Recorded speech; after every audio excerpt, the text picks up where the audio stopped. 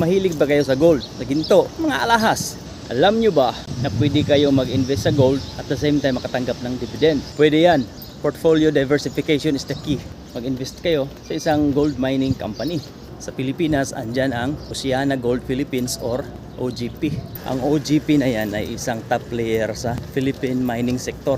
Producer ng gold at saka copper. Last year, binenta nga nila sa BSP or Bangko Sentral ng Pilipinas ang 31% ng kanilang gold produce. Ito na sa May 20, extraction date ng dividend. Tapos sa June 17 ang payment. Dividend rate is $0.0196 or mga nasa more or less 1.2 sa pera natin. Kung ibase natin sa present exchange rate, ang presyo ng OGP stock sa kasalukuyan while recording, May 13, alas 4 pasado ng hapon, Middle East time. So pwede pa kayong humabol hanggang May 19 para makatanggap ng dividend. Reminder lang, hindi ito financial advice. Ugaling mag-research muna bago mag-invest. Kapag ipon ay hindi sapat, kaya ugaling natin ang mag-invest.